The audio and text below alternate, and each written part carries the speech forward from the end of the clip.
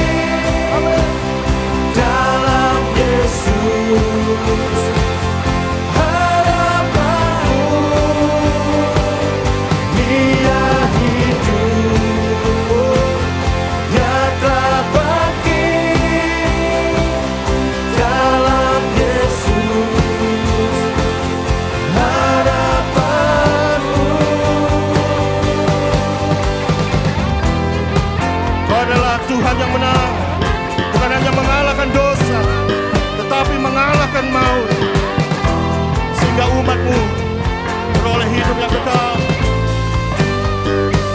Gereja Tuhan, satu suara.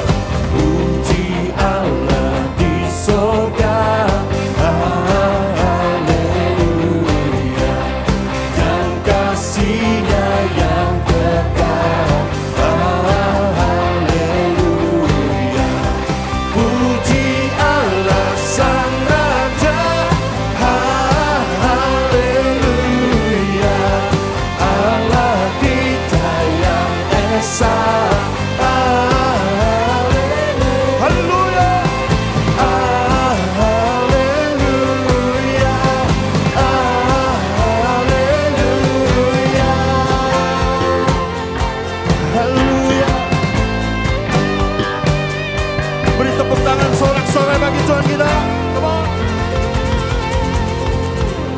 lagi mari kita beri tepuk tangan sorak-sorai bagi Tuhan kita. Kami di dalam-Mu Tuhan dan Kau di dalam kami. Mari tinggikan puji Dia.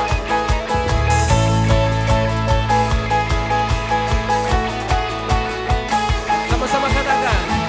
Selangkah demi selangkah memacu tiada lelah. Sekalipun ku berjalan dalam lembah kegelapan, ku tak takut, ku tak gentar, semua musuh gemetar. Katakan imanku, imanku tak perlu besar, cukup sebutiku dahsyat, karena Dia yang bekerja, bukanlah kuat gagahku. Ku tak takut, ku tak gentar, semua musuh gemetar. Semua musuh gemetar. Sama-sama katakan Yesus, Yesus Tuhan, Engkau yang selalu bekerja dalam hidupku dan telah menjadi kuatku. Sekarang aku selalu kan meninggikanku, kesetiaan-Mu besar di dalamku.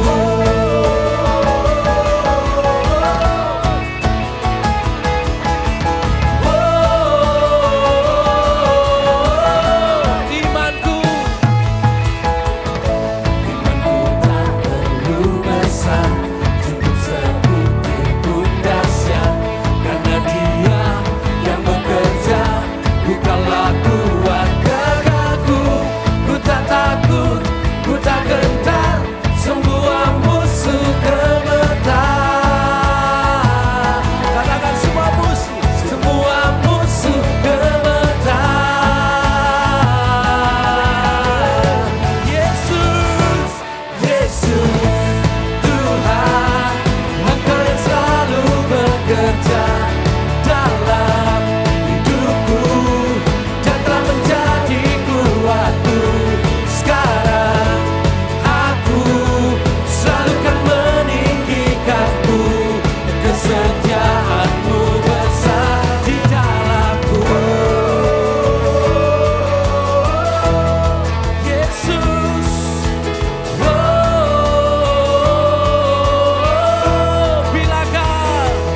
bila Kau di sisiku, pada siapa ku takut, karena Kaulah perisai dan kuatku.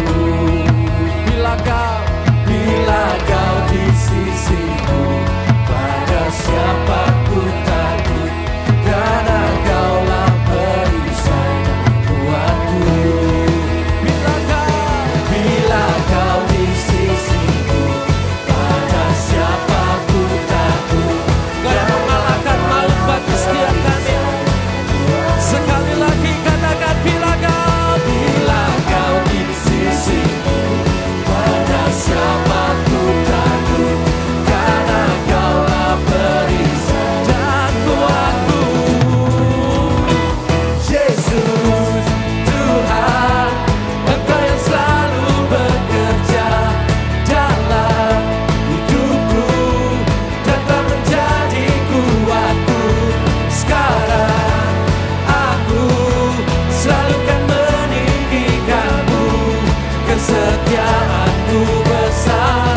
Yesus Tuhan, Engkau yang selalu bekerja dalam hidupku dan telah menjadi kuatku. Sekarang aku selalu kan meninggikanmu, kesetiaan-Mu besar di dalamku. Kesetiaan-Mu besar di dalamku. Kesetiaan-Mu besar di dalamku. Beri sorak-sorai bagi Tuhan kita. Amin. Shalom saudara sekalian. Welcome to Gibeon Church. Di sini bukan tempat untuk orang sempurna, tapi tempat di mana kita disempurnakan oleh kuasa Injil dan kasih karunia Tuhan Yesus Kristus. Saudara, minggu ini kita masuki perenungan katekismus dalam pertanyaan ke-18. Saya akan bacakan pertanyaannya, saudara membaca jawabannya. Begitu juga dengan bagian firman Tuhan. Mengapa Kristus Sang Penebus harus mati? Karena Allah menetapkan dalam kasih-Nya untuk menyelamatkan suatu umat bagi dirinya sendiri. Dan karena kematian adalah hukuman atas dosa, maka Kristus rela mati menggantikan kita untuk membebaskan kita dari kuasa dan hukuman dosa dan membawa kita kembali kepada Allah. Melalui karya penebusannya yang menggantikan kita, hanya Dia yang menebus kita dari hukuman kekal dan membawa kita pengampunan dosa, kebenaran dan kehidupan kekal. Kolose 1 ayat 21 sampai 22. Juga kamu yang dahulu hidup jauh dari Allah dan yang memusuhinya dalam hati dan pikiran, seperti yang nyata dari perbuatanmu yang jahat, sekarang diperdamaikannya di dalam tubuh jasmani Kristus oleh kematiannya, untuk menempatkan kamu kudus dan tak bercela dan tak bercacat di hadapannya. Silakan duduk, saudara sekalian. Saudara, pertanyaan perenungan hari ini yaitu mengapa Kristus harus mati, tentu sangat tidak mudah untuk dipahami. Secara manusiawi ini tidak masuk akal. Karena Yesus adalah pribadi yang tidak berdosa. Dia baik, Dia taat sempurna kepada Bapa. Bahkan saat Dia dalam dunia ini, Dia menyembuhkan orang yang sakit. Dia memulihkan setiap orang yang lemah. Namun pertanyaan, mengapa pribadi yang seperti ini justru harus mati dan mengalami kematian yang paling hina, yaitu mati di atas kayu salib? Mungkin kita juga berpikir, bukankah Allah itu penuh dengan kasih? Lalu mengapa Dia tidak langsung saja mengampuni setiap dosa-dosa kita? Saudara, dalam Kolose 1 ayat 21 tadi yang kita baca, dijelaskan siapa kita di hadapan Allah. Bahwa kita adalah musuh. Bahwa kita adalah orang yang terpisah dari Allah.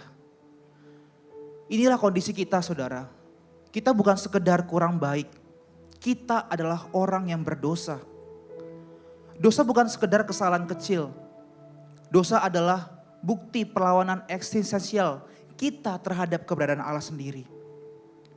Dan dosa membawa kita kepada hukuman kekal, yaitu kematian. Namun disinilah kita menemukan jawaban melalui kasih dan keadilan Allah. Jika Allah mengabaikan dosa, maka Ia tidak lagi adil. Namun jika Ia hanya menegakkan keadilan tanpa belas kasihan, maka tidak satu pun dari kita dapat diselamatkan, saudara. Maka dalam hikmat dan anugerahnya yang besar buat kita, Allah menyediakan jalan yang tidak pernah kita pikirkan, yaitu Dia sendiri yang membayar harganya. Saudara, Kristus tidak mati karena Ia bersalah. Kristus tidak mati karena Dia gagal. Tapi Ia mati untuk menggantikan kita. Di kayu salib, Yesus mengambil posisi kita. Dia menanggung hukuman yang seharusnya kita tanggung. Semua dosa, semua pemberontakan, semua kegagalan kita ditimpakan kepadanya. Dan sesungguhnya, saudara, kematian Kristus bukanlah kecelakaan sejarah, melainkan rencana Allah yang agung sejak kekekalan. Inilah Injil, saudara. Bukan kita yang naik kepada Allah, tapi Allah yang turun mendapati kita. Dia membayar hutang dosa kita dan Dia melunasinya sepenuhnya untuk setiap kita. Maka saudara, melalui kematian Kristus kita mendapatkan nilai di hadapan Allah. Kita yang begitu berdosa sehingga Kristus harus mati. Namun kita begitu dikasihi sehingga Ia rela mati bagi kita. Tanpa kematian Kristus tidak ada harapan bagi kita. Tanpa kematian Kristus tidak ada kebenaran untuk kita. Bahkan tanpa kematian Kristus tidak ada hidup kekal buat setiap kita. Karena itu, saudara, mengapa Kristus harus mati? Pada akhirnya membawa kita kepada jawaban yang penuh dengan harapan.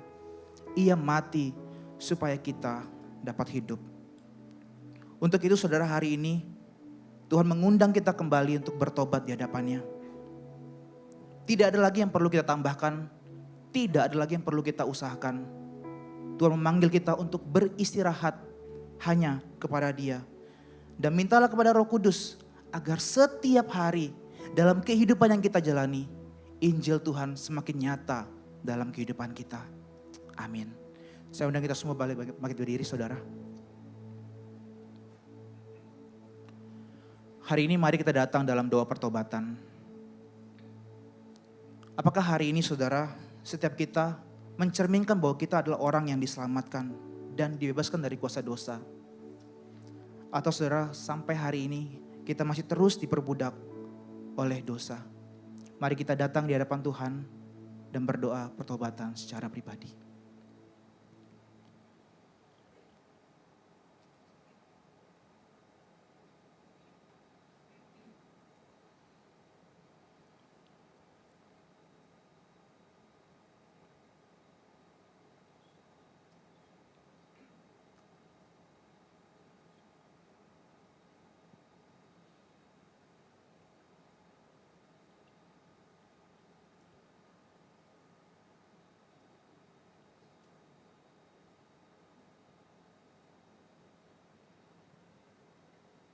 Bapa kami dalam surga, kami mengucap syukur Tuhan untuk kebaikan-Mu yang begitu ajaib buat setiap kami.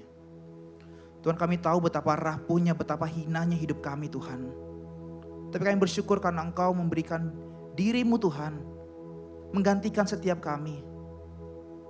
Sehingga kami yang tadinya mati dapat beroleh kehidupan karena karya-Mu yang begitu ajaib. Ya Roh Kudus, bantu kami agar Injil-Mu tidak hanya berhenti pada pemikiran kami, tapi itu dapat nampak dalam kehidupan kami Tuhan.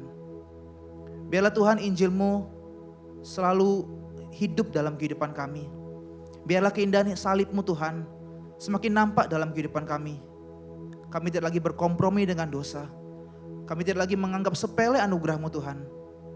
Karena kami tahu ada Roh Kudus yang membantu kami untuk menghidupinya. Cengkram hati kami ya Tuhan dengan Injil-Mu senantiasa. Di dalam nama Tuhan Yesus kami berdoa. Amin.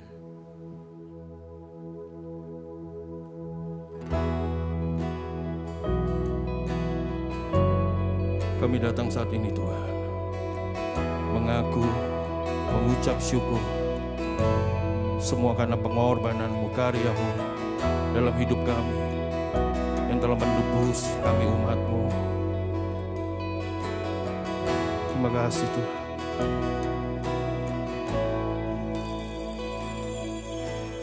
Light of the world, you step down into darkness. Open my eyes, let me see beauty that made this heart adore you. Hope of a love spent with you. So here I am to worship, here I am to bow down, here I am to say that you're my God. You're altogether lovely, altogether worthy, altogether wonderful to me.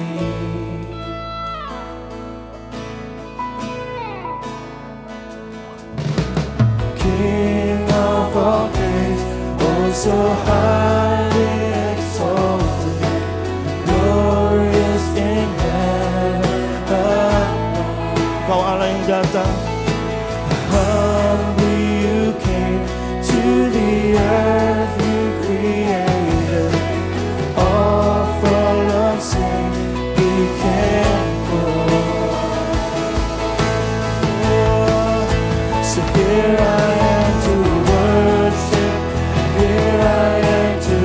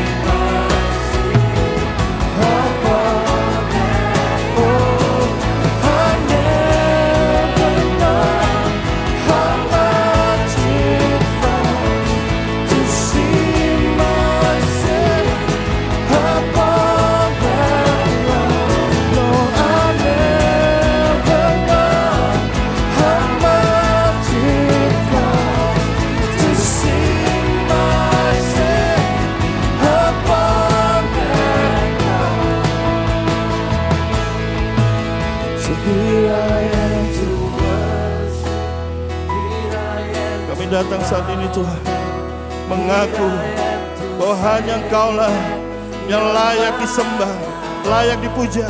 You're all together lovely, altogether worthy, altogether wonderful to me. Here I am to worship, here I am to bow down, here I am to say that you're my God. You're all together lovely, altogether worthy, altogether wonderful to me.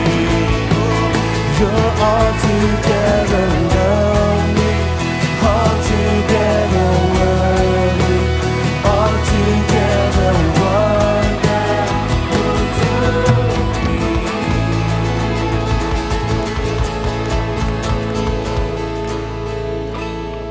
Praise your name. I'll never know how much it Cost to see my sin upon that cross. I'll never know how much it costs to see my sin upon that Cuma Tuhan. I'll never know how much it costs to see my sin upon that cross. I'll never know. How much it costs to see my sin upon that cross.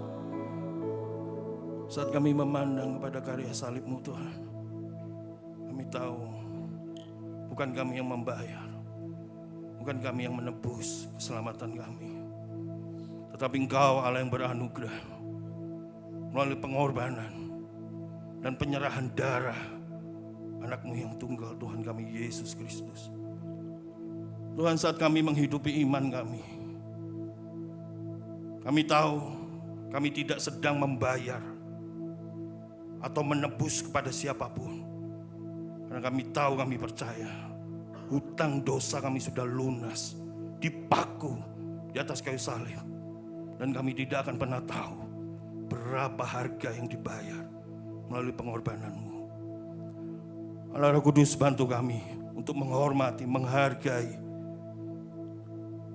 karya penebusan Kristus dalam hidup kami. Amin. Kami lihat karya salib-Mu bagi kami Tuhan. Inilah ucapan syukur kami. Ya, saudara, renungkan kasih Allah dalam setiap hidup kita. Lihatlah misteri aku, kedatangan Sang Raja yang dipuja segenap surga, ambil rupa manusia. Di tengah gelapnya dunia, terang hiduplah tiba. Kristus rendahkan dirinya untuk tebus hidup kita.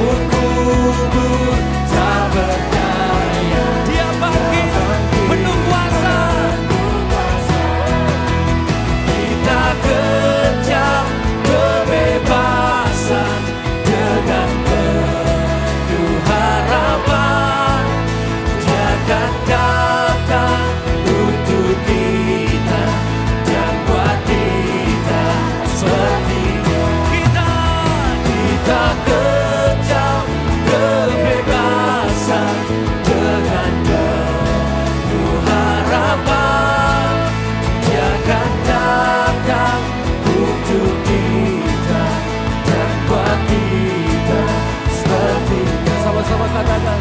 Kita pecah kebebasan dengan penuh harapan. Dia akan datang untuk kita dan buat kita sepertinya. Terus sorak-sorai kemuliaan bagi Tuhan. Amin. Terima kasih Tuhan. Terima kasih buat karyamu bagi setiap kami. Apa yang tidak pernah kami dengar, apa yang tidak pernah kami lihat, apa yang tidak pernah timbul dalam hati kami telah Engkau sediakan bagi setiap kami. Itu misteri agung keselamatan bagi setiap kami. Engkau yang mati di salib, Engkau dikuburkan, dan di hari yang ketiga Engkau bangkit dari kematian. Sang kehidupan rela mati bagi kami dan hidup selama-lamanya. Dan Engkau menyatukan kami dengan Allah Bapa dan kami tidak akan pernah berpisah daripada Allah untuk selama-lamanya. Terima kasih Tuhan untuk misteri agung yang Engkau singkapkan dalam setiap hidup kami. Dan saatnya kami akan melanjutkan setiap ibadah kami hari ini. Mari Roh Kudus Engkau yang selalu mengingatkan kami betapa salib itu indah, betapa pengorbanan Yesus itu indah, betapa kebangkitan Yesus itu adalah pengharapan kami. Terima kasih Tuhan. Inilah ucapan syukur kami, inilah pujian kami, inilah penyembahan kami yang hanya kami naikkan kepada Juru Selamat kami Yesus Kristus. Dalam nama Bapa, Putra, dan Roh Kudus. Haleluya. Amin. Silakan duduk kembali saudara. Jemaat sekalian, sebelum kita mendengar pemberitaan firman Tuhan, kita diberi kesempatan untuk memberikan persembahan. Tapi sebelumnya kita akan bersama-sama membaca satu bagian ayat dari Mazmur 24 ayat 1. Mari kita baca bersama-sama. Tuhanlah yang mempunyai bumi serta segala isinya dan dunia serta yang diam di dalamnya. Saudara, firman Tuhan ini mengingatkan kepada kita bahwa Tuhan itu adalah pemilik segala sesuatu dan kita hanya dipercaya untuk mengelolanya. Jadi baik hidup, waktu, tenaga dan harta kita itu semua berasal darinya. Karena itu saudara, saat kita memberikan persembahan, kita ini sedang mengakui bahwa semuanya itu milik Tuhan. Dan dengan syukur kita mengembalikan sebagian dari apa yang sudah Ia berikan. Amin. Saudara bisa memberi dengan cara transfer ke rekening gereja melalui mesin edisi, kris, atau amplop yang sudah disediakan. Kita memberi bukan supaya diberkati, tapi karena kita sudah diberkati. Mari kita sama-sama berdoa. Tuhan, kami mengucap syukur buat kasih anugerah dan pemeliharaan-Mu atas hidup kami. Sebenarnya kami akan memberikan persembahan, yaitu sebagian berkat yang kami terima, yang sebenarnya ini semua adalah milik-Mu. Kami mau memberi dengan hati yang penuh dengan ucapan syukur dan sukacita, biar semuanya ini untuk kemuliaan nama-Mu. Terima kasih Tuhan, hanya di dalam nama Yesus kami sudah berdoa. Amin. Selamat memberi.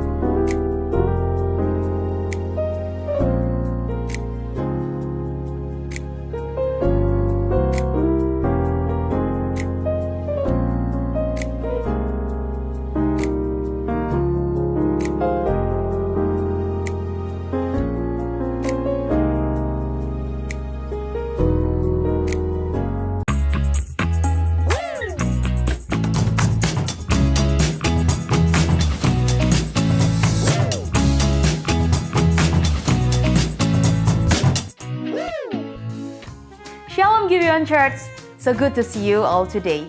Saya Grace and this is Gibeon Weekly News.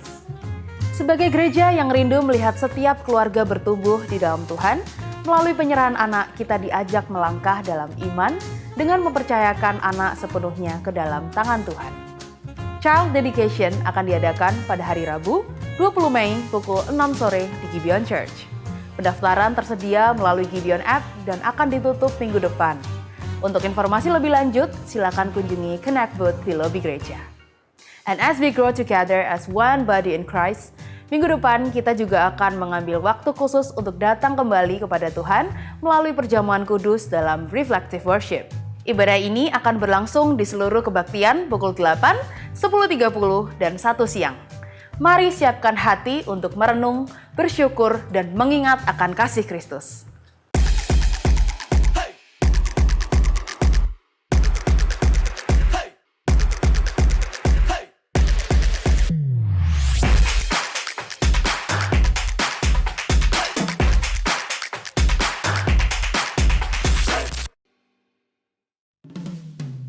And now, for all parents and family, this one is for you. Bagi Anda yang memiliki anak, ponakan, atau kerabat, atau kamu yang berusia 12 sampai 17 tahun, Youth Summer Camp is coming. Catat tanggalnya 30 Juni sampai 2 Juli 2026. Ini adalah kesempatan berharga bagi para remaja untuk bertumbuh, membangun relasi yang sehat, dan semakin mengenal Tuhan. Pendaftaran dapat dilakukan melalui Gibeon App, dan untuk informasi lengkapnya, kunjungi Summer Camp Booth di lobi gereja. Here's a special reminder for the whole family. Pada Kamis 14 Mei, kita akan beribadah onsite bersama untuk memperingati kenaikan Yesus Kristus di kebaktian pukul 8, 10.30, dan 1 siang. Akan ada yang spesial karena kita akan memuji Tuhan bersama dengan choir. Ibadah youth akan digabung dengan umum dan ibadah kids juga tersedia di jam yang sama. Mari hadir bersama keluarga dan rayakan kemenangan Kristus bersama-sama. Minggu ini kita telah sampai di penghujung pendaftaran Discover Your Calling Through Ministry 2026 di batch yang ini. Bagi Anda yang masih rindu untuk mendaftar, daftar sekarang melalui Gibeon App karena pendaftaran akan ditutup malam ini. Bagi Anda yang sudah mendaftar, see you at orientation night. Sebelum kita melanjutkan ibadah hari ini, kita akan melihat kembali momen penuh sukacita dari sakramen baptisan kudus yang telah diadakan beberapa waktu yang lalu. Video berikut sekaligus menutup Weekly News kali ini. So, have a great Sunday and God bless you. Bisa dalam saat mereka mendeklarasikan iman percaya mereka, semua yang kami lakukan hanya untuk mempermuliakan nama Tuhan di surga. Kami mengucap syukur, Tuhan tolong seluruh rangkaian prosesi pembaptisan.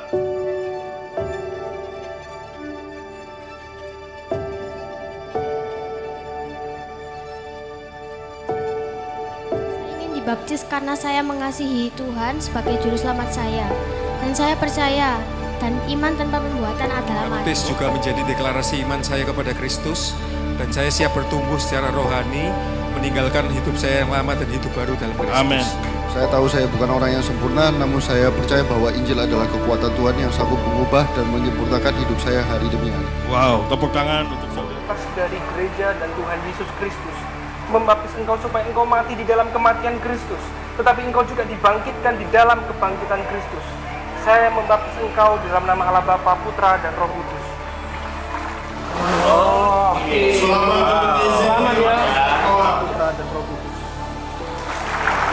Wow, selamat SDA.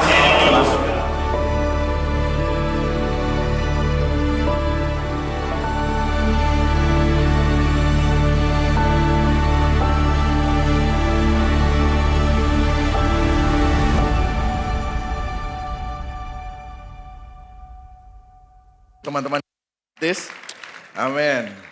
Nah, sebelum kita mulai, kita mau mendoakan mereka yang dibaptis minggu lalu. Kalau saudara dibaptis minggu lalu, boleh saya minta saudara berdiri di tempat, kita mendoakan sama-sama. Saya tahu ada 27 orang, silakan jangan malu.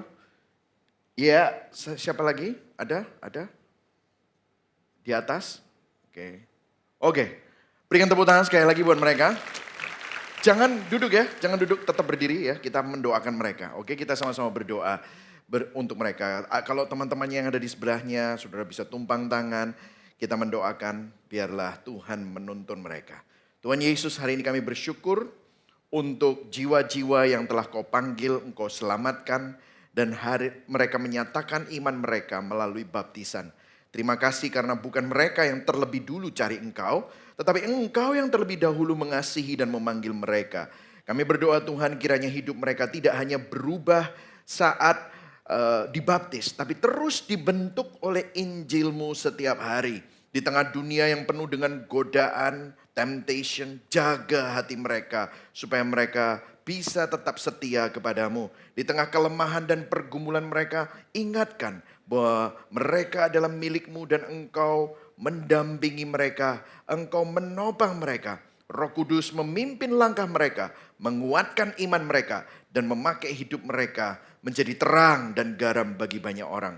Dan sampai hari kesudahannya nanti, bawalah mereka terus berjalan setia sampai akhirnya mereka melihat muka dengan muka, face to face with you. Di dalam nama Tuhan Yesus kami serahkan hidup mereka. Yang percaya sama-sama katakan amin. Berikan tepuk tangan sekali lagi buat mereka. Thank you. Tuhan Yesus memberkati saudara. Welcome to Gibeon Church. Bagi saudara yang pertama kali hadir bersama dengan kami mengucapkan selamat datang. Kita mempunyai hashtag bukan tempat untuk orang sempurna, tapi kita semua disempurnakan oleh kuasa Injil dan oleh kasih karunia Kristus.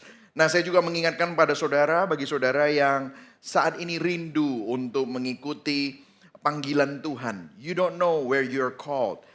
Latihannya di gereja, saudara. Discover your calling through ministry. Kita tidak memakai manusia untuk membangun pelayanan, tetapi kita justru ingin memakai semua pelayanan dan kegiatan yang ada di sini untuk menolong saudara, supaya saudara dapat menghidupi panggilan saudara untuk kemuliaan Tuhan. Jadi hari ini adalah pendaftaran terakhir dan pendaftaran nanti akan ditutup nanti malam. Nah, kita ada di dalam khotbah berseri kita, The Gospel After Genesis. Ini adalah minggu yang ke-9.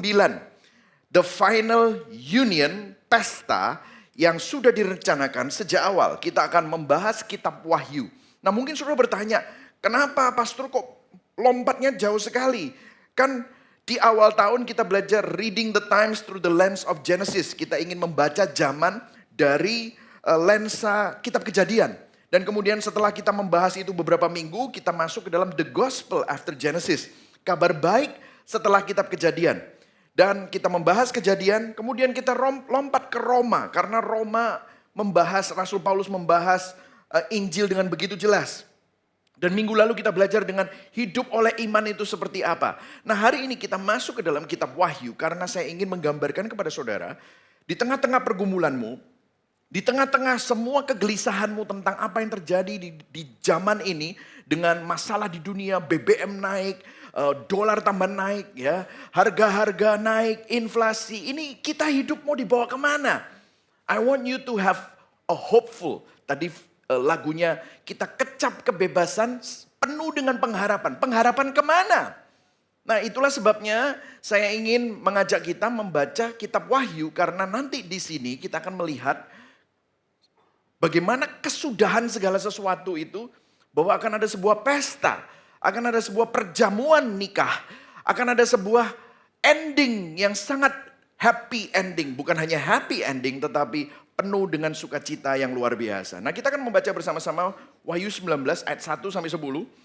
Saya akan bacakan yang ganjil, saudara baca yang genap, kita akan membacanya bergantian ya saudara. Wahyu 19 ayat yang pertama. Kemudian daripada itu aku mendengar seperti suara yang nyaring dari himpunan besar orang banyak di surga. Katanya, haleluya, keselamatan dan kemuliaan dan kekuasaan adalah pada Allah kita. Ayat 2, sebab benar dan adil karena ia telah menghakimi pelacur besar yang merusakkan bumi dengan percabulannya. Dan ia telah membalaskan darah hamba-hambanya atasnya. Dan untuk kedua kalinya mereka berkata, haleluya. Ya, asapnya naik sampai selama-lamanya. Ayat 4, maka tersungkurlah ke-24 tua-tua dan keempat makhluk itu. Lalu menyembah Allah yang duduk di atas tahta itu dan berkata, amin, haleluya. Maka kedengaranlah suatu suara dari tahta itu, pujilah Allah kita, hai kamu semua hambanya, kamu yang takut akan dia baik kecil maupun besar. Ayat 6, lalu aku mendengar seperti suara himpunan besar orang banyak, seperti desau air bah dan seperti bunyi guruh yang dahsyat katanya. Haleluya, karena Tuhan Allah kita yang Maha Kuasa telah menjadi Raja. Marilah kita bersuka cita dan bersorak-sorai dan memuliakan dia, karena hari perkawinan anak domba telah tiba dan pengantinnya telah siap sedia. Ayat 8, dan kepadanya dikaruniakan supaya berkilau-kilau dan yang putih bersih. Baca yang dalam kurung, lenan halus itu adalah perbuatan-perbuatan yang benar dari orang-orang kudus. Lalu ia berkata kepadaku, tuliskanlah, berbahagialah mereka yang diundang ke perjamuan kawin anak domba. Katanya lagi kepadaku, perkataan-perkataan ini benar, perkataan-perkataan dari Allah. Ayat 10, maka tersungkurlah aku di depan kakinya untuk menyembah dia. Tetapi ia berkata kepadaku, janganlah berbuat demikian. Aku adalah hamba sama seperti engkau dan saudara-saudaramu yang memiliki kesaksian Yesus. Sembahlah Allah karena kesaksian Yesus adalah roh nubuat. Berbahagialah orang yang mendengar firman Tuhan, memelihara dalam hatinya dan melakukan dalam hidupnya. Ya, ini saudara bisa melihat adalah gambaran penglihatan Yohanes melalui malaikat. Dan kalau saudara lihat, ini adalah simbol. Jadi kalau saudara baca kitab Wahyu adalah kitab apokaliptik. Jadi penglihatan. Dan ini beyond, jadi sebelum zamannya. Makanya dia mungkin melihat itu tidak bisa mendeskripsikannya, maka dia menulis dengan berupa simbol-simbol. Nah, kenapa kita membaca ini? Karena begini, minggu lalu kita belajar tentang iman Abraham. Masih bisa percaya di saat semua tidak masuk akal. Kita belajar saat doamu belum dijawab, saat pergumulanmu berat, masa depanmu tidak jelas, saat realitas seakan-akan gak masuk akal. Kita belajar bahwa ketidakpastian itu tidak membentuk sandaran kita, tetapi mengekspos di mana hati kita bersandar. Itulah sebabnya kita diajak untuk bersandar kepada Tuhan yang sudah berkorban bagi kita. Nah, makanya kita melihat bagaimana iman Abraham yang sangat-sangat bersandar sama janji Tuhan di Roma 4 ayat 18. Sebab sekalipun tidak ada dasar untuk berharap, namun Abraham tetap berharap dan percaya. Dia percaya bukan segala sesuatu karena situasinya masuk akal, tidak. Tetapi karena Allah sudah berjanji. Faith beyond logic, iman yang melampaui logika. Iman yang beriman bukan pada imannya, tapi pada objek imannya. Siapa itu? Yesus. Nah, tetapi ada mentoknya. Karena saya sering ditanyain orang begini, pastor ini kapan ya kita ini terus bergumul? Pernah saudara berpikir seperti itu? Kapan ya saya ini mentas dari semua masalahku? Mentas kayak seakan-akan dia basah sekarang gitu saudara. Jadi pertanyaannya begini, saat kita terus beriman, saat kita terus bertahan, ujungnya ini di mana? Betul saudara? Pernah gak nanya? Well, I'm gonna tell you ujungnya sampai kamu dipanggil Tuhan. Kita gak akan pernah bisa bebas. Makanya tadi lagunya saya senang sekali karena kita kecap. Kebebasan yang kita alami sekarang itu hanya kecap. Baru kecap-kecap. Karena nanti akan ada fullnya. Akan ada pemenuhannya secara menyeluruh. Jadi kalau kita disuruh percaya, ujungnya kemana? Kalau kita nggak tahu ujungnya, bagaimana kita bisa terus punya pengharapan? Disinilah keindahan Alkitab. Keindahan Alkitab nggak cuma hanya nyuruh saudara bertahan, tabah. Tapi keindahan Alkitab adalah dia menunjukkan akhir dari semuanya.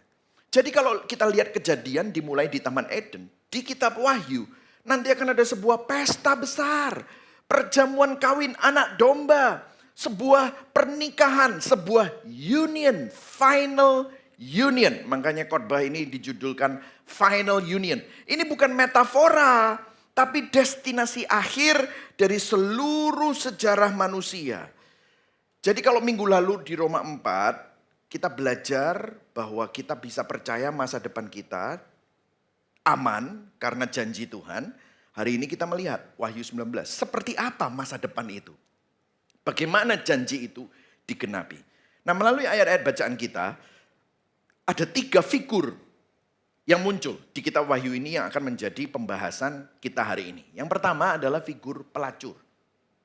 Aneh ya, karena tiba-tiba muncul kata-kata pelacur di Wahyu 19 ini. Kemudian yang kedua, tiba-tiba muncul juga lagi nama anak domba ini. Anak domba itu disebut lagi. Dan kemudian yang ketiga, ada pengantin mempelai. Jadi pelacur adalah masalahnya, anak domba adalah solusinya, dan mempelai atau pengantin ini adalah hasilnya. Dan kita akan melihat bersama-sama, dan kita akan mulai dengan figur yang pertama, yaitu pelacur yang menunjukkan masalahnya. Nah, ini sesuatu yang sangat mengganggu karena Alkitab mengatakan yang vulgar. Kita baca sama-sama ayat yang kedua. 1, 2, 3. Ia telah menghakimi pelacur besar yang merusakkan bumi dengan percabulannya. Wow, ini vulgar sekali. Nah, untuk mengerti ini kita perlu melihat ke pasal sebelumnya. Kalau saudara baca di Wahyu 18, saya nggak akan buka. Tetapi Babylon yang disebut pelacur itu adalah Babel. Jadi Babel itu digambarkan dihancurkan. Jadi Babylon hancur, surga bersorak. Jadi Babylon ini bukan kota literal saja, tetapi ini adalah simbol dari sistem dunia tanpa Tuhan. Yang kelihatannya kuat, modern, maju, tetapi sebenarnya menjauhkan hati manusia dari Tuhan. Dan Alkitab menyebut Babylon ini pelacur. Kenapa? Karena dunia itu terus menarik hati manusia untuk mencintai sesuatu yang lain, bukan Tuhan, yang bukan Tuhan. Nah, itulah sebabnya ini menarik sekali. Kenapa figur ini muncul dengan deskripsi yang begitu vulgar? Karena begini saudara, Alkitab tidak menggambarkan dosa sebagai kejahatan saja. Tetapi Alkitab menggambarkan dosa sebagai perselingkuhan. Alkitab menggambarkan dosa seperti pelacuran. Seorang istri yang tidak setia dan melacurkan dirinya dan berselingkuh dengan allah-allah lain. Kenapa kok begitu luar biasa deskripsinya? Karena Tuhan gak ingin kita hanya nurut sama dia karena aturan. Tuhan gak ingin kita itu hanya mengikuti hukum saja. Tapi Tuhan ingin kita mencintai dia. Hati kita terpaut padanya. Itulah sebabnya kalau saudara perhatikan di sepanjang Alkitab, Tuhan menunjukkan gambaran relasi antara Tuhan dan kita, itu seperti suami dan istri. Kalau saudara baca Yesaya 54 ayat 5, aku bukan hanya raja dan Tuhan bagimu, aku ingin menjadi seperti suami bagimu. Kalau saudara masih melihat Nabi Hosea dengan Gomer. Gomer adalah seorang pelacur, Tuhan kasih sabda kepada Hosea, kawini Gomer, seorang pelacur. Itu adalah gambaran aku yang mencari istriku yang melacurkan diri kepada allah-allah berhala-berhala palsu. Allah yang menikahi seorang pelacur yang tidak setia untuk menjadi istrinya. Makanya Efesus 5, Rasul Paulus menggambarkan bagaimana Tuhan dan umatnya, yaitu Kristus dan gerejanya adalah pasangan suami dan istri. Kenapa ini penting? Karena suami dan istri menunjukkan relasi yang penuh kasih. Bukan transaksi, tapi penuh dengan kasih. Penuh dengan intimasi. Permanen, ada sebuah covenant, ada sebuah sumpah. Tuhan bersumpah untuk setia sama istri yang sering melacurkan dirinya dan berselingkuh. Nah, dari sini kita bisa memahami sesuatu yang sangat dalam.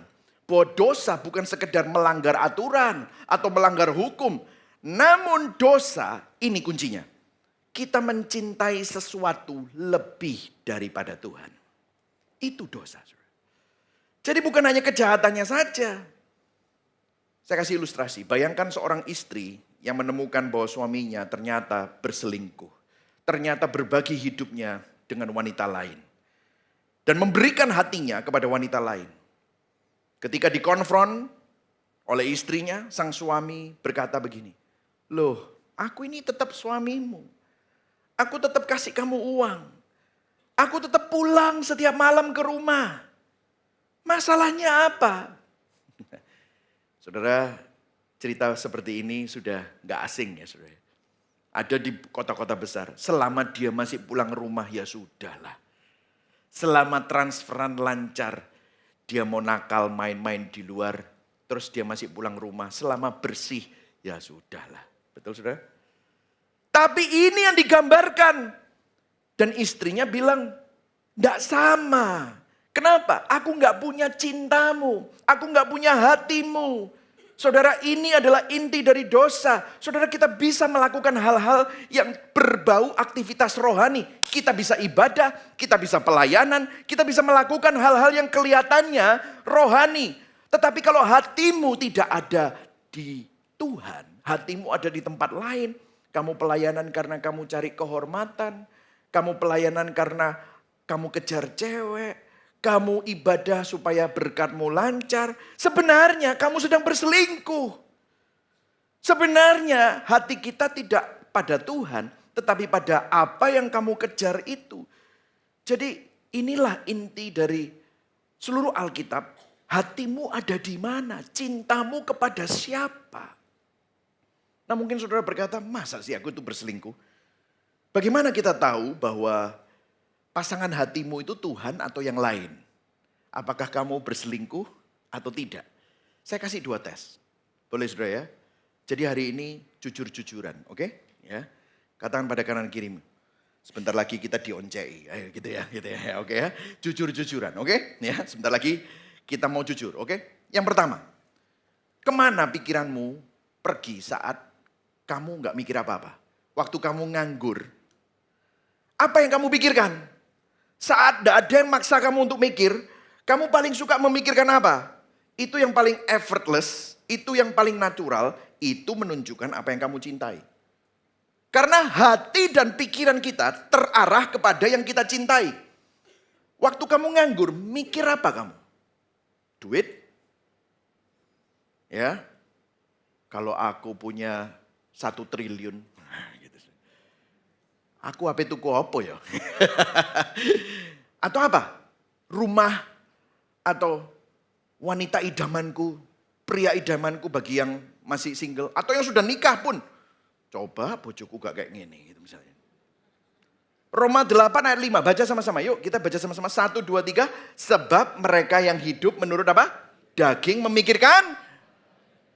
Lu pikiranmu itu lo menentukannya. Apa yang kamu hargai, apa yang kamu pikirkan, itu menunjukkan apa yang kamu cintai. Karena apa yang kita pikirkan, itu bukan hatimu ngikut ke sana. Enggak, hatimu sudah ke sana, makanya kamu mikir itu. Paham saudara? Where does your thinking when you're doing nothing? Langsung ke sana. Dan saudara tahu, otak saudara langsung buat seperti jalan. Dan semakin saudara sering mikir sana, jalan itu akan semakin kuat, diaspal. Dan semakin sering saudara pikirkan itu, jadi beton, jadi jalan tol.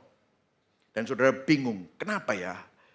Kok aku terobsesi sama itu? Dan begitu itu goyah, langsung gak bisa tidur. Begitu itu goyah, langsung saudara anxiety, resah, langsung khawatir, langsung takut. Karena itu menjadi obsesimu. Di mana engkau berpikir. Yang kedua, kemana uangmu paling mudah keluar? Saya gak ngomong tentang giving ya saudara. Tetapi Yesus yang ngomong, ini bukan saya yang ngomong. Matius 6 ayat 21. Where your treasure is. Kemana kamu, harta karunmu itu kemana? Ayo baca Matius 6 ayat 21. 1, 2, 3. Di mana hartamu berada, di situ hatimu berada. Saudara kita selalu menginvestasikan apa? Pikiran, tenaga, dan dana kepada apa yang kita cintai. Saudara, masalah kita adalah kita mencintai hal-hal yang tidak bisa menyelamatkan kita. Saudara, semua hal-hal yang Tuhan berikan, yaitu berkat, uang, posisi, semua itu baik. Selama itu sarana. Saudara pakai berkat, saudara pakai uang, saudara pakai jabatan untuk memuliakan Tuhan, itu baik. Tapi, kalau dibalik, kalau kamu nikahi uangmu, kalau kamu berselingkuh dan mengkaitkan hatimu sama berkat Tuhan itu, maka itu bukan lagi sarana yang memuliakan Tuhan, yang tadi sangat baik, tetapi sekarang ini adalah tuan yang memperbudak kamu. Kalau kita nikahi jabatan, nikahi kekuasaan, posisi, kita kaitkan jati diri kita, itu akan menghancurkan kita, saudara. Where is your obsession? Kemana kamu menginvestasikan pikiran, hati, tenaga, dan danamu? Sudah ada sebuah film lama yang cukup terkenal yang berjudul Fatal Attraction. Itu tahun 80-an apa tahun 90-an. Saya pernah nonton itu. Kalau sudah belum nonton ya enggak perlu ditonton lah saudara ya. Karena ya enggak terlalu penting, tapi saya jelaskan saja. Ceritanya sederhana. Ceritanya adalah cerita yang sangat sering terjadi. Seorang pria udah nikah, memiliki kehidupan yang kelihatannya normal. Satu hari dia kesengsem sama seorang cewek. Hubungannya maunya fling. Apa itu fling? Hanya main-main saja dengan wanita ini. Awalnya kelihatannya ringan, gak serius, seperti hanya escape. Escape sebentar dari hidupnya. Tapi ternyata wanita ini terobsesi. Benar-benar kayak orang psycho, dia menganggap hubungan ini bukan sekedar hubungan biasa, tapi jadi controlling, bahkan mengancam, bahkan mau menghancurkan hidup si pria ini, karena pria ini menolak dia akhirnya. Dan pelan-pelan yang awalnya kelihatannya seperti sesuatu yang menyenangkan, yang nikmat, berubah menjadi sesuatu yang sangat menghancurkan, mencekam, dan membinasakan keluarganya. Saudara, inilah fatal attraction. Bagaimana dengan hidup kita? Sesuatu yang saudara pikir, ya ini kan sesuatu yang aku bisa kontrol. Sekali-sekalilah. Saya pernah ditanya sama orang bule, what is your vice? Apa itu vice? Apa kebiasaan burukmu yang kamu suka? Yang kadang-kadang kamu perlu untuk escape. Dia cerita, aku suka ngelakuin ini, ngelakuin itu. Saya sampai gak berani jawab. Kenapa? Karena kalau saya mikirin itu terus, nanti saya bisa tertarik sama dia. Nah itulah fatal attraction. Bagaimana dengan fatal attraction yang ada di dalam hidupmu yang menghancurkanmu? Kalau kamu berselingkuh dengan karir, dan karir kamu jadikan identitas, kamu akan burn out. Kalau kamu berselingkuh dengan uang, dan kamu jadikan keamanan, kamu akan selalu cemas, kamu akan selalu anxious. Ada anxiety. Kalau kamu berselingkuh dengan relasi penerimaan manusia atau relasi-relasi untuk mendapatkan approval dalam hidupmu, untuk jadi makna hidupmu, kamu akan selalu takut kehilangan approval mereka. Jadi yang kita pikir menyelamatkan kita, justru mengikat kita, justru mengontrol kita, dan akhirnya menghancurkan kita. Jadi inilah yang dimaksudkan Alkitab tentang dosa. Setiap kali kita berdosa, itu bukan sekedar melanggar peraturan, tetapi menusuk hati Allah. Karena saudara sedang berselingkuh. Saudara sedang melacurkan diri kepada Allah-Allah lain. Jadi masalah kita bukan sekedar gagal, namun kita mencintai yang salah.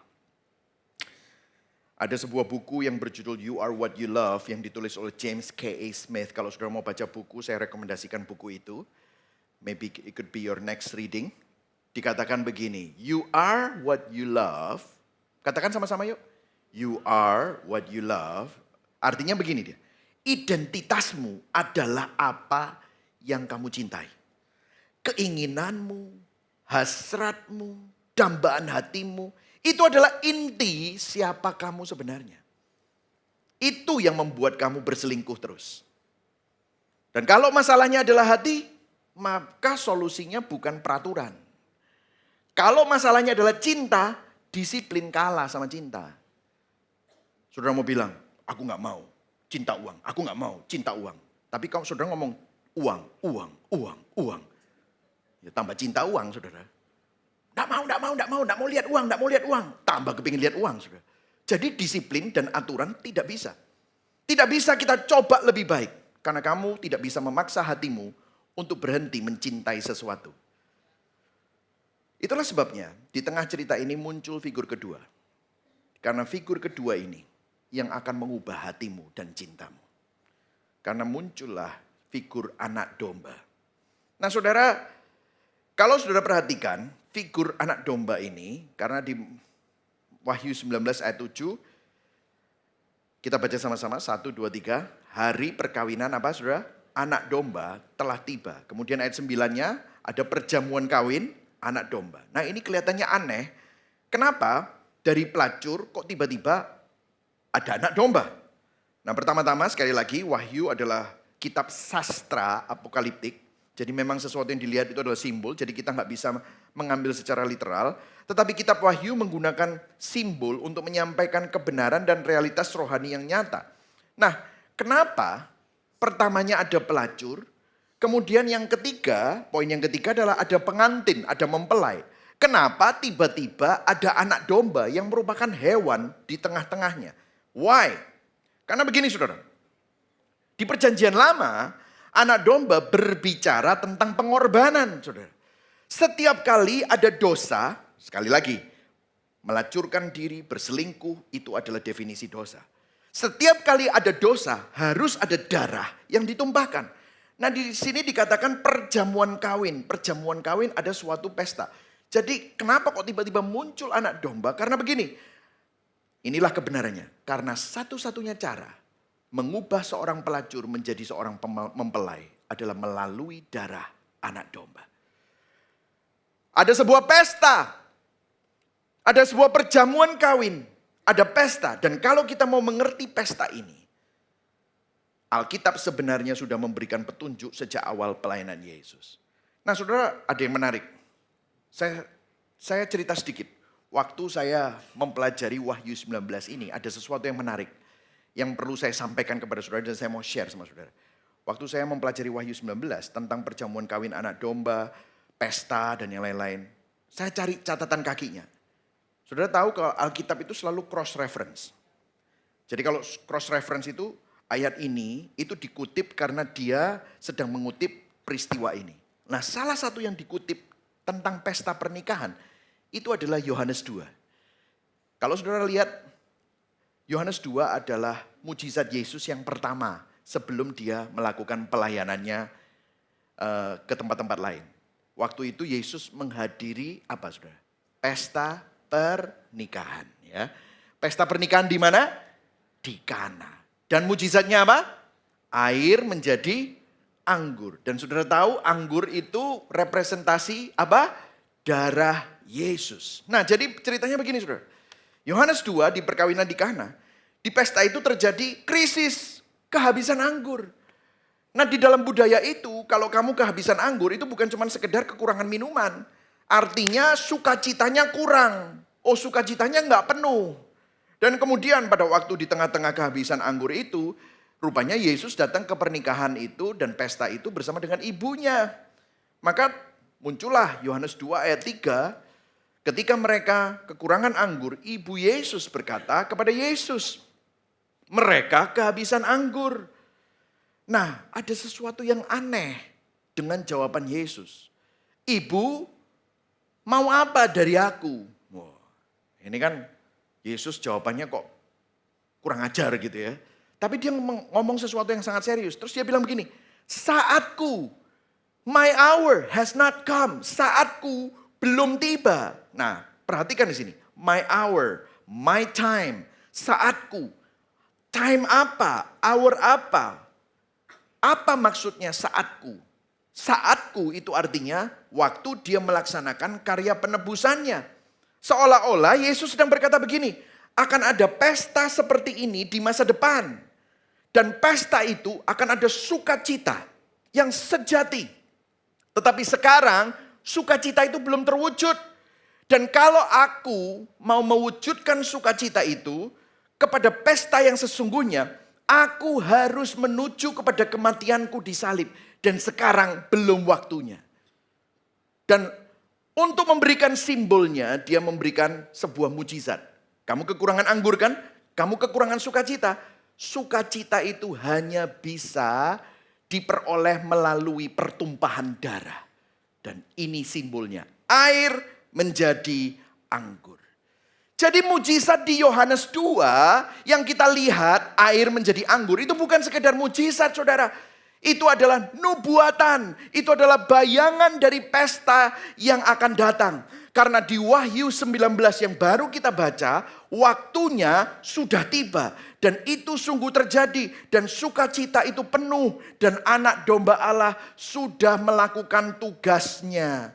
Apa tugas yang membuat anak domba Allah itu melakukan tugasnya sehingga sukacita itu jadi penuh?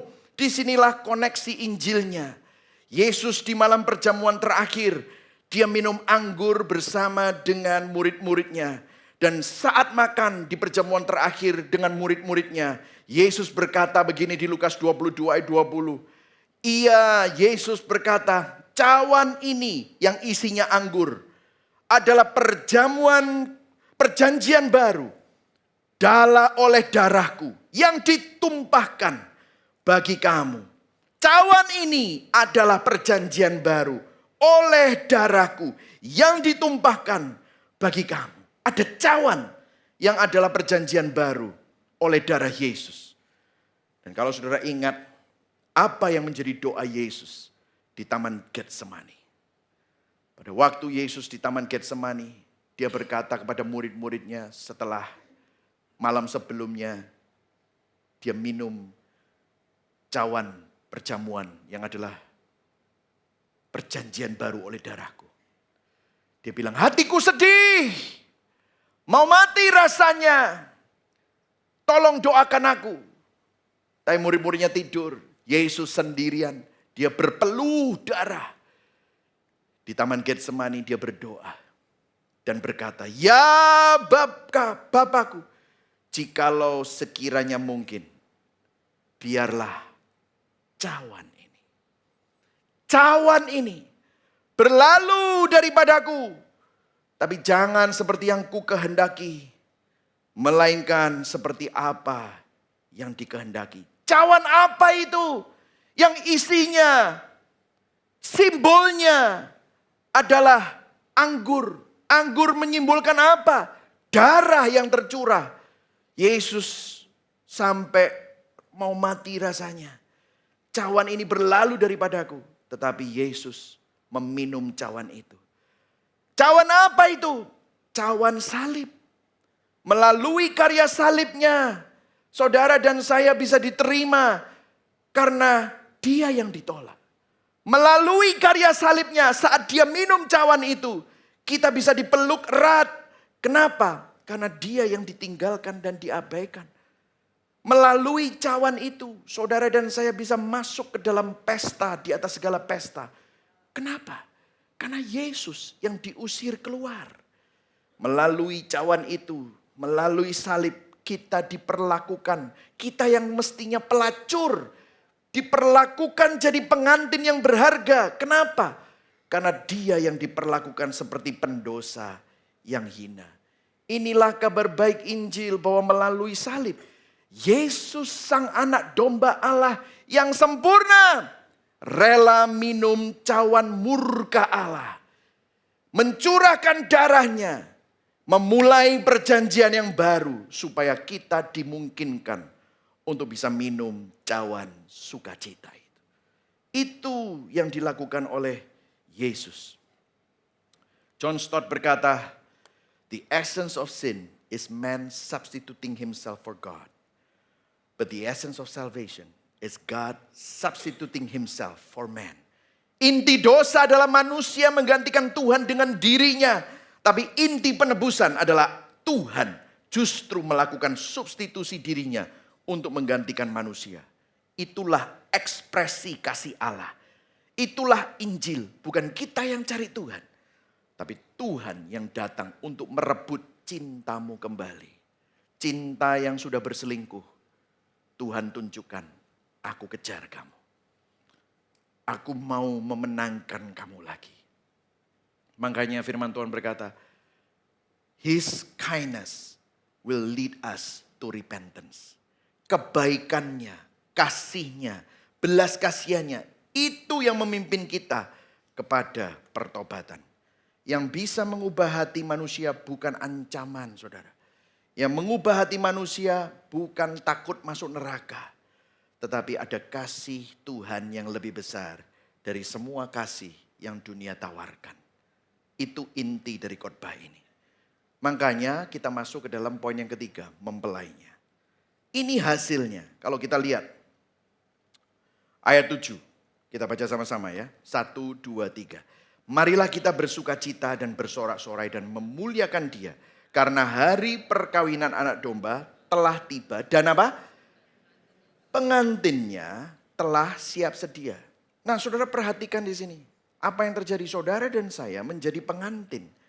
Padahal kita seharusnya sebelumnya adalah pelacur. Ada kabar baik yang lebih indah. Bahwa Injil tidak hanya berhenti di salib untuk mengampuni kita.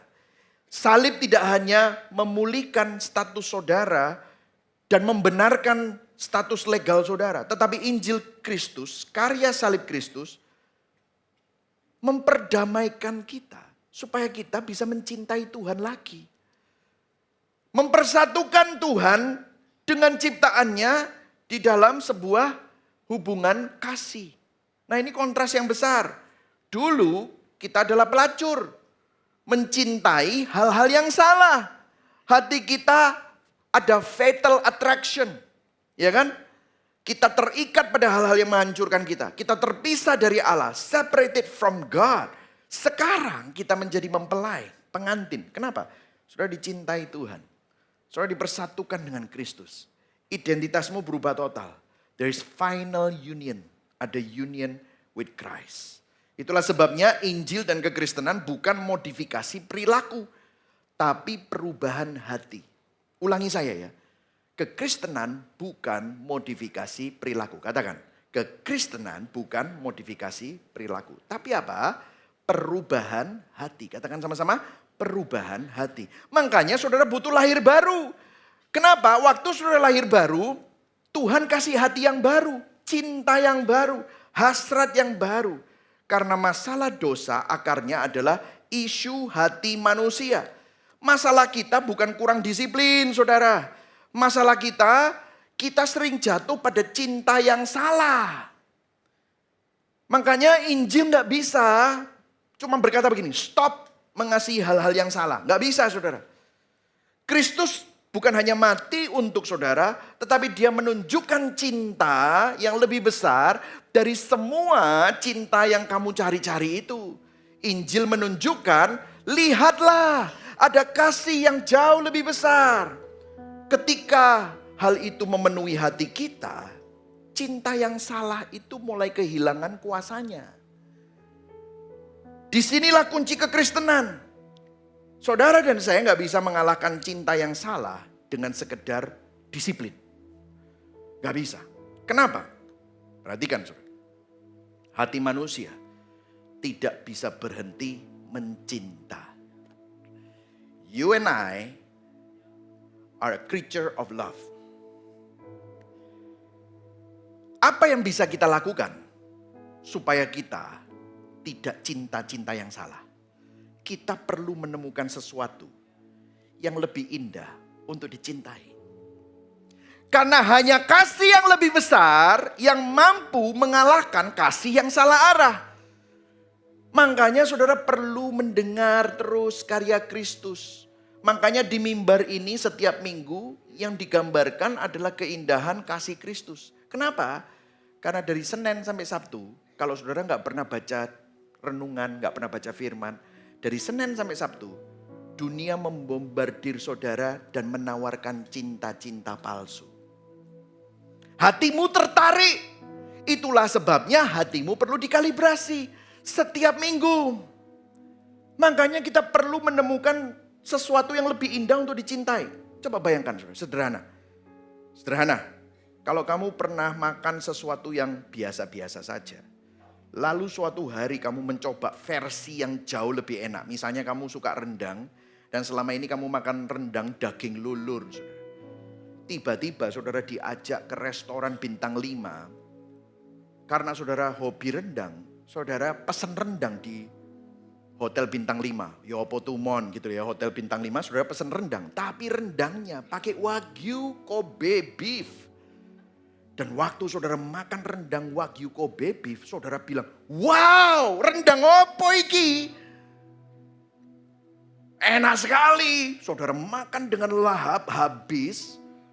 Minggu depan, saudara gak makan di hotel itu. Saudara makan di depot biasa saudara makan. Rendangnya sama, dagingnya beda. Apa yang terjadi? Saudara, kok lain ya? Dulu aku kerasa ini enak, sekarang aku sudah merasa seleraku hilang. Saudara, sama. Saudara bukan dipaksa untuk berhenti, gak suka rendang lagi. Bukan, kamu kehilangan selera terhadap daging yang lama. Kamu terbiasa minum kopi yang biasa-biasa, lalu kamu menikmati kopi yang benar-benar enak. Dengan aroma, rasa, wow, kualitasnya beda. Terus kamu coba lagi yang lama.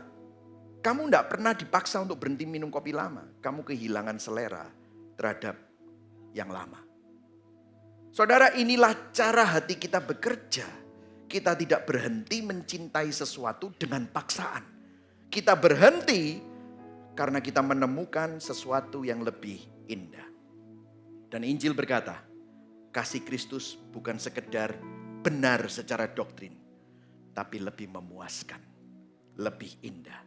Kalau dulu kamu punya fatal attraction, itu menghancurkan kamu. Kamu dikontrol, kamu dikuasai, kamu dihancurkan.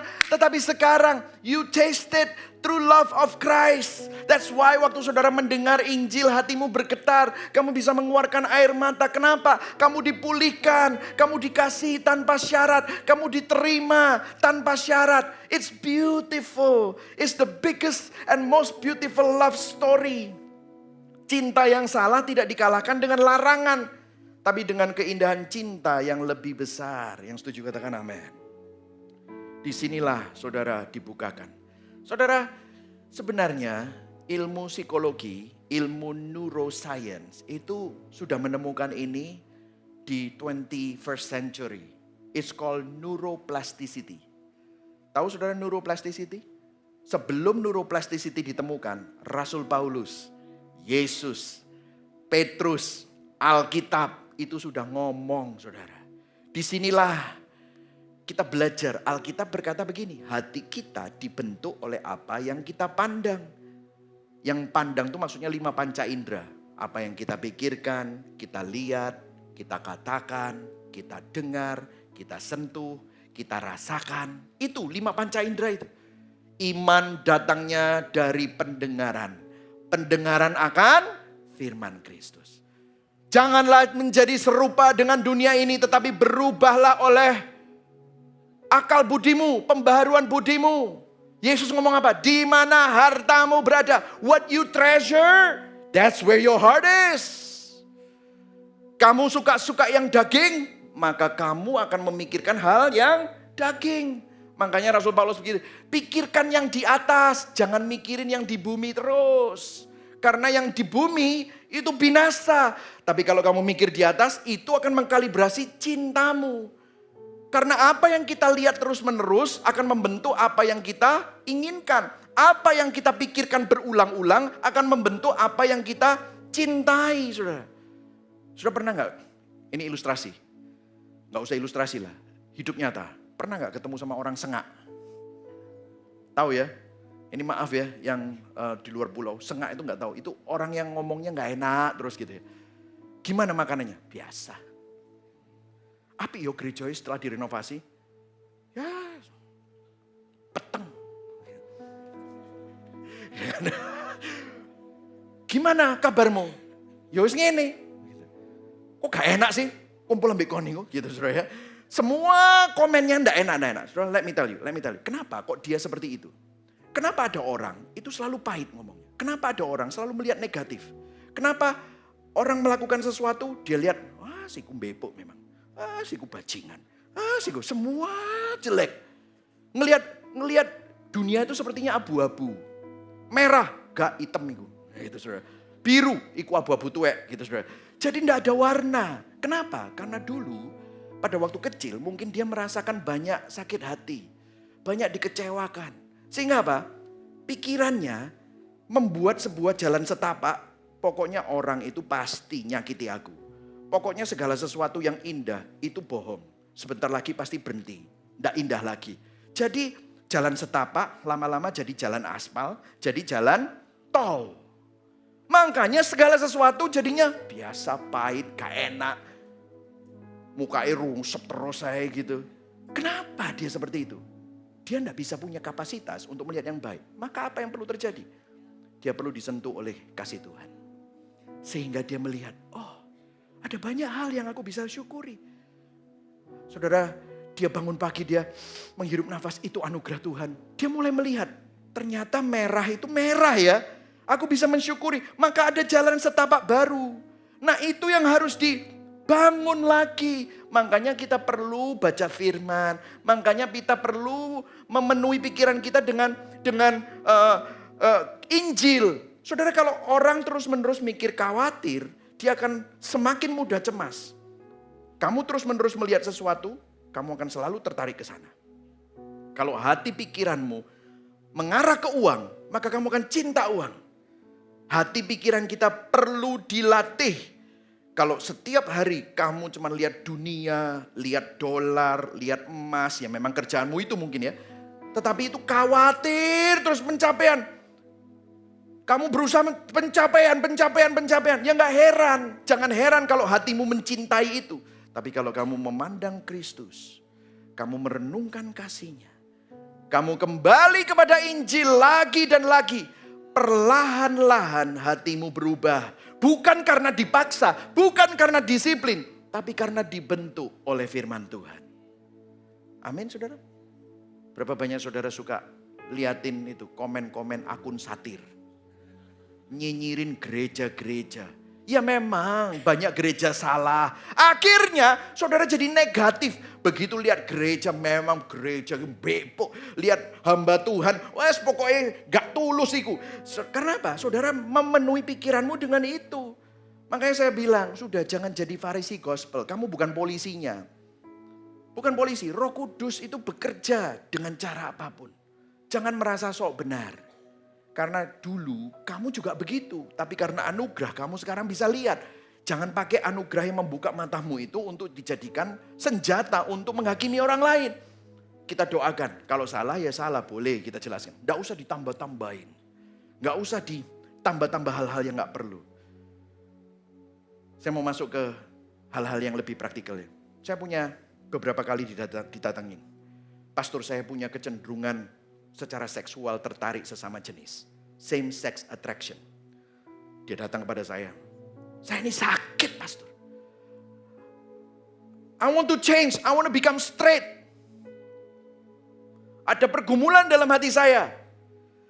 Saya punya kecenderungan suka sesama jenis. Bagaimana ini? Stop. Saya bilang. Kuncinya bukan aku gak mau lihat dia, aku gak mau suka sama ini, aku gak mau suka. No. What you need is more of Jesus.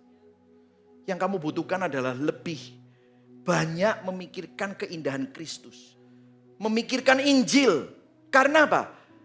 Hatimu berkecenderungan kalau aku dapat orang yang bisa mengasihi aku. Dan ini figur ayah yang mungkin selama ini hilang. Figur cowok yang mungkin selama ini. Atau mungkin figur ibu yang selama ini tidak aku miliki. Dan saudara mungkin punya attraction itu. Itu bukan kuncinya, itu semu. Tapi waktu saudara mengecap Kristus semakin indah. Stop dulu, jangan terlalu ekstrim. Dengarkan Injil, renungkan. Masukkan itu dalam hatimu, khotbahkan Injil. Kalau kamu mulai tergoda, pegang itu, tangkap triggernya. Tundukkan di bawah kasih Kristus. Khotbahkan Injil lagi. Dan saudara tahu beberapa bulan kemudian dia mulai ikut proses. Dia masuk di dalam komunitas. Ngomong sama saya. Iya pastor. Mulai hilang. Bukan karena paksaan. Tetapi hidupku dipenuhi dengan hal-hal yang jauh lebih indah. Saya ada satu lagi orang yang datang kepada saya. Pastor, saya ini terikat pornografi. Gimana? Saya sudah kasih protection sama telepon saya, sama komputer saya. Tak tanyain, passwordnya siapa sing setting? Yo aku, lo ya gak heran. Mau pastor aja tak? Nanti kamu pasti hack. Jadi bukan itu intinya yang kamu butuhkan. Yang kamu butuhkan adalah more of Christ. Saya doakan dia dan kemudian saya gak tahu ini sedikit karismatik ya saudara ya. Setelah doakan, gak tahu kok saya kepikiran tentang lagu. Jadi setelah selesai amin, terus saya bilang, saya gak tahu kenapa kok aku waktu kita berdoa, suruh ngecek lagumu. Aku boleh lihat gak? Kamu itu dengerin apa aja? Ternyata yang dia dengerin rap, hip hop, R&B. Saya lihat kata-katanya. Bitch, tits, booty, F-word. Terus saya bilang, waduh. Mari gitu, make love, kiss you, apa segala macam. Kon ngrungono iki kabeh. Ya gak heran pikiranmu sensual terus. Nyetir ngrungokno gitu. Alam bawah sadarmu kamu isi sama ini semua. Ya nggak heran kamu selalu mikirnya ke sana. Begitu ada pikiran kosong kamu mikir ke sana. Kenapa? Lo mau pikir itu terus. Ayo ganti. Kita ganti semua. Dengarkan khotbah, isi. Supaya kamu tuh lihat firman. Yang saudara tahu?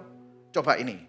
Suruh baca renungan harian. Mulai rumahmu itu nyalakan lagu-lagu yang isinya on that day. There is one gospel. Iya sih aku indah loh pastor. Aku bisa menangis kalau baca liriknya. Lah iya. Penuhi hidupmu dengan itu. Dia mulai berubah. Dan bilang, pastor aku memang masih jatuh bangun. Tapi aku mulai jijik. Kenapa ya? What happened? Your heart change. Hatimu dibentuk oleh apa yang kamu pandang. Apa yang kamu dengarkan terus menerus.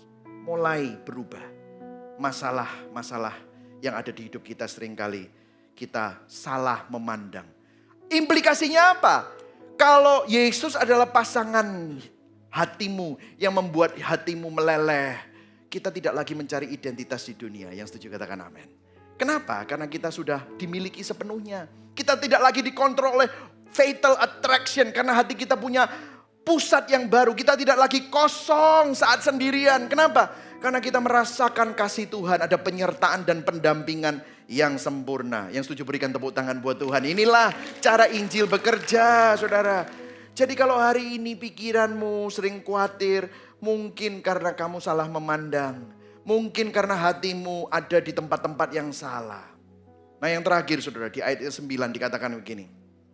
Lalu ia berkata kepadaku, tuliskanlah, baca sama-sama yang ungu itu. 1, 2, 3. Berbahagialah mereka yang diundang ke perjamuan kawin anak domba. Kalau ayat 7 berkata ada hari perkawinan anak domba telah tiba. Dan pengantinnya sudah siap. Ayat 9 berkata berbahagialah yang diundang dalam perjamuan kawin anak domba. Ini adalah gambaran masa depan. Ini adalah tujuan hidup kita. Kenapa? Ini adalah semua yang kita cari-cari. Satu hari kita akan bersatu dengan final union ini. Kalau selama ini kita cuma kecap-kecap. Maksudnya kecap-kecap ini begini saudara. Pernah gak saudara? Ngalamin sesuatu. Misalnya saudara ya. Lihat sunset lah. Lihat sunset di Bali misalnya ya. Kalau pas lagi sepi gitu ya. Ada ombak. Saudara lihat sunset. Aduh bagusnya. And saudara di dalam hati wish. I wish sunset ini lebih lama. Kok cuma 15 menit ya. Habis itu selesai. Saudara pingin lagi. Betul ya? Itu cuman kecap-kecap. Sudah pernah makan sesuatu? The other day saya makan sama satu keluarga. Terus makan special babi. Satu babi yang ancient gitu ya. Anak saya gak pernah merasakan waktu anak saya makan itu. Dia wow, sampai begitu saudara. Saya gak pernah lihat dia begitu excited waktu makan. Wow, anak saya yang perempuan makan juga. Wow, dua anak ngomong wow gitu, luar biasa. Dan saya bilang enak ya, enak. Iya gak pernah makan seperti ini. Ayo pesan lagi. Waktu pesan lagi saya tanya, gimana rasanya? Ya tidak seperti wow tadi. Sudah berkurang, kenapa? Nah ini teaching moment, kenapa? Karena ini semua cuman hanya bayangan. Nanti satu hari di final union, kita yang cari cinta terus, you will find that love that will fulfill you. Kasih yang akan memuaskan hatimu. Kita cari keamanan, one day. Dan saudara bilang, kapan aku bisa kerasa aman? Kapan aku bisa rest? Kok kayaknya aku gak bisa rest. Bisa sebentar, hilang. Bisa sebentar, masalah. One day you will have final security. Saudara cari joy, senang sesuatu sebentar, habis itu susah lagi. Because itu hanya kecapan. One day you will see eternal joy. And you know what the good news is? You are invited. Ada sebuah undangan. Dan undangan itu ada namamu. Untuk saudara dan saya. Injil adalah undangan itu. Maukah kita meresponinya? Maukah kita datang kepada dia? Maukah kita memandang kepada dia lagi dan lagi? Untuk mengkalibrasi cintamu yang sering salah arah. Datanglah kepada Yesus. Percayalah kepadanya. Nah mungkin Anda bertanya, pastor bagaimana jika hari ini hidupku terasa berat? Susah untuk datang kepada Yesus. Bagaimana caranya? Doaku gak dijawab-jawab. Susah datang kepada Yesus. Banyak pergumulan yang belum selesai. Saat hatimu hampir putus asa. Kita diingatkan terus tadi. Di poin yang kedua. Inilah kabar baik Injil yang indah. Melalui salib. Yesus sang anak Allah, sang anak domba Allah, rela minum cawan murka supaya saudara dan saya dapat minum cawan sukacita. Tapi aku belum ngerasainnya. There you go. Kalau kamu belum ngerasainnya, pandang kepada dia supaya di hari ini saat kita ada di tengah penderitaan, kita tidak putus harapan. Kita tahu akhir cerita kita. Kita tahu akhirnya semua yang kita dambakan, semua yang kita imani, akhirnya muncul di depan kita. Sukacita itu sudah disediakan. Mungkin hidupmu hari ini belum beres. Doamu belum dijawab mungkin. Kamu masih bergumul. Tapi karena Injil kamu tahu akhirnya. Bukan kehancuran. Tapi sebuah pesta. Bukan kehilangan. Tetapi union. Karena hanya ada satu cinta yang gak akan meninggalkan saudara. Hanya ada satu cinta yang akan mendampingi saudara. Hanya ada satu cinta yang akan menopang hidupmu sampai akhir. Yaitu cintanya Yesus Kristus. Refleksinya. Kalau Tuhan lihat hatimu hari ini. Apakah dia menemukan kasih-Nya? Atau hatimu sedang berselingkuh? Kalau Kristus sudah menjamin akhir ceritamu, kenapa kamu masih menjalani hidup ini dengan ketakutan, kekecewaan, bahkan keputusasaan? Jangan-jangan hatimu berselingkuh kepada yang lain. Kalau Injil adalah undangan, apakah selama ini kamu benar-benar datang? Atau sebenarnya hatimu masih jauh? Datang kepada Tuhan hari ini. Mari sama-sama kita bangkit berdiri. Saudara diberkati hari ini, amin. Kita akan menaikkan sebuah lagu yang akan menjadi reflektif kita. On that day. Sambil musisi bersiap-siap, saya akan membacakan ini. Orang berinjil tidak datang kepada Tuhan karena sudah layak, tetapi datang apa adanya karena terus-menerus diubahkan oleh kasih-Nya. Yang setuju katakan amin. Amin. Orang berinjil tenang menghadapi dunia yang tidak pasti. Kenapa? Karena di dalam Kristus ada kehidupan dengan akhir yang pasti. Yang setuju katakan amin. Ya. Yang terakhir, orang berinjil sadar hatinya memang mudah berpaling, berselingkuh. Namun terus menerus, katakan sama-sama terus menerus. Terus menerus. Menemukan ulang, katakan sama-sama menemukan ulang. Ya. Indahnya kasih Kristus lebih dari semua yang dunia tawarkan. Berikan tepuk tangan buat Tuhan kita, amin.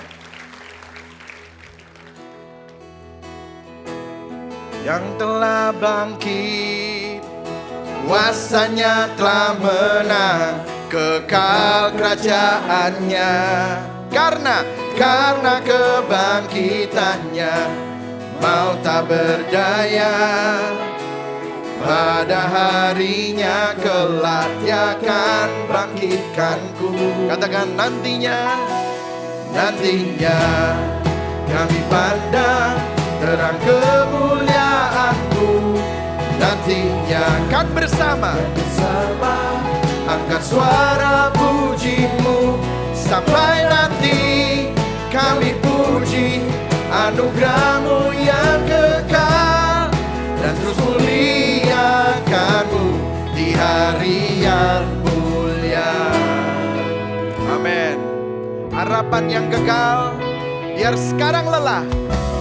Harapan kekal biar sekarang lelah, karena abadi di sisi tata juru selamat. Meski tak mengerti, beritaku bermakna, mahkota mulia darinya dari surga. Nantinya kami pandang terang kemuliaan-Mu. Nantinya kan bersama angkat suara puji-Mu. Sampai nanti kami puji anugerah-Nya yang kekal, dan terus muliakan-Mu di hari yang mulia. Kita sembah Dia, katakan haleluya, haleluya, betapa indahnya saat jumpamu ku telah sempurna. Amin. Dalam peluk kasih-Mu ku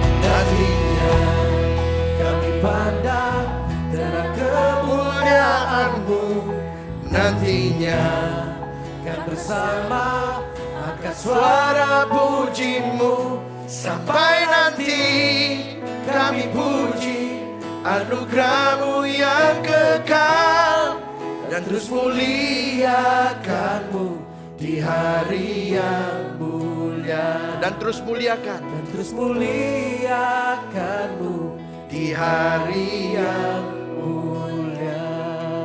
Mari sama-sama kita berdoa di hadapan Tuhan. Tuhan, hari ini kami datang bukan dengan pembelaan diri tapi dengan suatu kejujuran. Ampuni kami sering mengarahkan cinta kami ke arah yang salah. Kami memberi hati kami kepada hal-hal yang gak bisa menyelamatkan kami. Kami bersandar pada yang rapuh. Kami mengejar sesuatu yang mengecewakan. Ampuni kami Tuhan. Hati kami sering berselingkuh.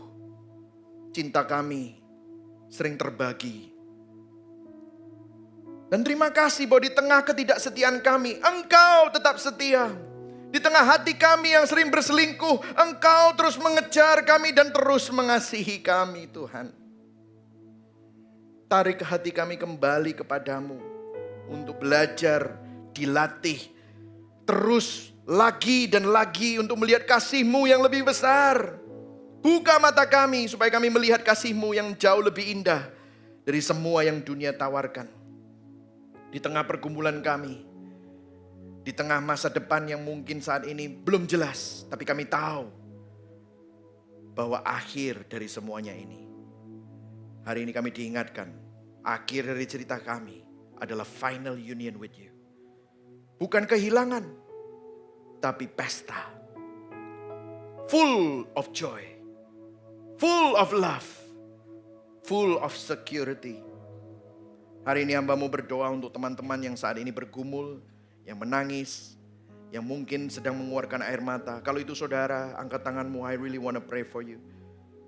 Tuhan, Kau lihat tangan-tangan yang terangkat dalam pergumulan mereka, ingatkan Tuhan. Kau tidak pernah meninggalkan mereka. Engkau bersama dengan mereka, Engkau membuktikannya. Engkau rela minum cawan murka, supaya kami dimungkinkan untuk minum cawan sukacita. Sehingga di tengah pergumulan kami tahu, kami tidak perlu putus asa. Kami punya pengharapan. Dan pengharapan itu tidak mengecewakan di dalam Yesus. Terima kasih Tuhan. Hamba-Mu berhenti berbicara, tetapi biarlah Injil-Mu terus terngiang-ngiang dan mengkalibrasi hati kami. Mari sama-sama kita arahkan hati dan tangan kita kepada Tuhan yang menyelamatkan, memelihara, menopang kita. Jemaat yang dikasihi Kristus, Engkau adalah mempelai-mempelai yang dikasihi Tuhan melalui karya anak domba Allah yang sempurna. Tuhan memberkati engkau dan melindungi engkau. Tuhan menyinari engkau dengan wajahnya dan memberikan engkau kasih karunia. Tuhan menghadapkan wajahnya kepadamu dan memberi engkau damai sejahtera. Kiranya Allah Bapa, Putra dan Roh Kudus memberkatimu dan menyertaimu dari sekarang sampai selama-lamanya. Yang percaya dan menerima sama-sama katakan amin. Berikan tepuk tangan yang paling meriah buat Tuhan. Happy Sunday, Tuhan Yesus memberkati.